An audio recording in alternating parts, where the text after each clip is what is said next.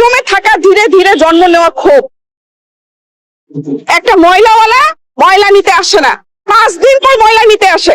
বাড়িতে 2 দিন ময়লাটা কিচেনে রাখতে পারি, আর বাকি 3 দিন রাখতে পারি না। আমরা বাকি 3 দিন রাখি রান্নাঘরের বাইরে, ওই আমাদের সিঁড়ি ঘরে।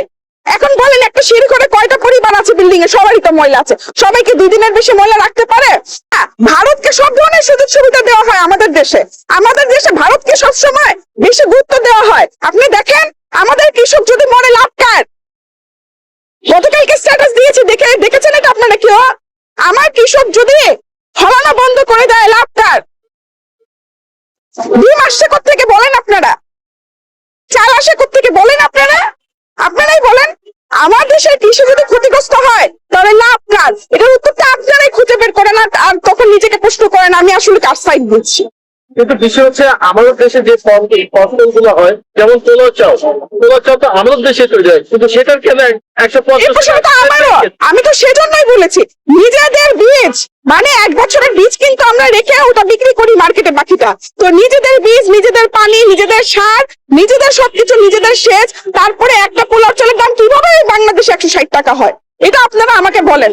গ্রামের মানুষ তো খুব বেশি একটা পোলাও খেতে পছন্দ করে না, একটু শহরের দিকের মানুষ বেশি পোলাও টোলাও খেতে পছন্দ করে। যেমন গ্রামে দেখবেন 40 বা অন্য কোনো প্রোগ্রামের মধ্যে কিন্তু অনেক আয়োজন করে ভাত রান্না হয়, পোলাও কিন্তু রান্না হয় না ওইখানে। কেন রান্না হয় না? কারণ পোলাও চালের দাম বেশি। আর 2 নম্বর বিষয় হচ্ছে থাক ভাত খেয়েই বাঁচি। এখন আপনারা যে আমাদের নিজেদের জিনিসটাকে এমন ভাবে মানে দুর্লভ বানাই দিচ্ছেন, যেন হচ্ছে গিয়ে একদম অন্য জায়গা থেকে নিয়ে আসতে হয়। মনে হয় যদি পোলাও চাল থাইল্যান্ড থেকে নিয়ে আসতে হয়। আপনি কি জানেন জাপানে কিন্তু একটা সিস্টেম আছে? জাপানে কিন্তু ওদের যে কৃষি প্রোডাক্ট, ওটা কিন্তু পুরো ভেন্ডর কিনে নেয় না, কোন এজেন্সি কিনে নেয় না।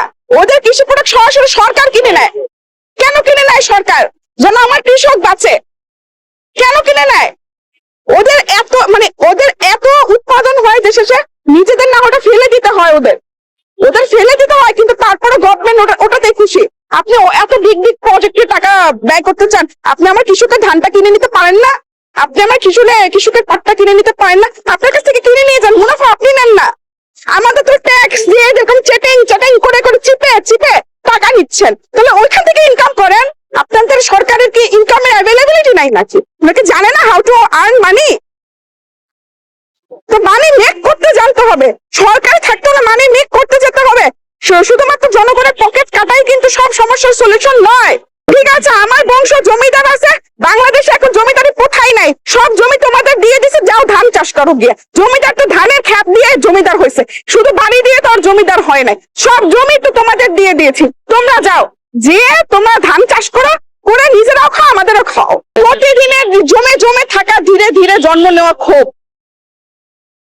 একটা ময়লাওয়ালা ময়লা নিতে আসে না, 5 দিন পর ময়লা নিতে আসে। বাড়িতে 2 দিন ময়লাটা কিচেনে রাখতে পারি, আর বাকি 3 দিন রাখতে পারি না। আমরা বাকি 3 দিন রাখি রান্নাঘরের বাইরে, ওই আমাদের সিঁড়ি ঘরে। এখন বলেন একটা সিঁড়ি ঘরে কয়টা পরিবার আছে বিল্ডিং এ? সবারই তো ময়লা আছে। সবাইকে 2 দিনের বেশি ময়লা রাখতে পারে? আমার দেশে আমার বেশি খারাপ লেগেছে যখন সাদা মার্ক দেখেছি রাস্তায়, তারপর আমি আর নিজেকে ধরে রাখতে পারি। এই তো কয়েকদিন আগে, যেদিন হচ্ছে আমি শনিবার দিন আসলাম না, তার কয়েকদিন আগে হলো, যেদিন আমি দেখেছি সাদা মার্ক, সেদিনই কিন্তু বা তারপর দিনই কিন্তু আমি পোস্ট ক্রিয়েট করে দিয়েছি যে মেয়র হব। কারণ ওইটা আমার আর নেওয়ার সহ্য নাই, সব সহ্য উপর হয়ে গেছে, মানে ক্রস হয়ে গেছে লেভেল অফ আমার সহ্য। আমাকে আমার বাড়িতে সব তো ডিমোটিভেট করছে। কারণ একটাই কথা, এত মানুষ আছে, তুমি কেন যাবা? অন্য মানুষ যাক, তুমি কেন যাবা? তা আমি নিজেকে বলছি যে সবাই যদি বলে তুমি কেন যাবা, তাহলে যাবেটা কে? আমরা যদি না জাগি মা কেমনে সকাল হবে? তাই আমি এখানে আসছি। আপনার হাজবেন্ড কেন সেই সকালের অপেক্ষায় থাকছে না? সে পছন্দ করছে না। কেন করছে না সেটা করছে না? সেও কি বিপদ আছে? সে মনে করে যে তার বাচ্চা আছে 2টা, যদি আমার কিছু হয়ে যেত বাচ্চাদের কে দেখবে? সে ওইভাবে চিন্তা করছে। স্বাভাবিকভাবে মেন্স আর অলওয়েজ মেন্স।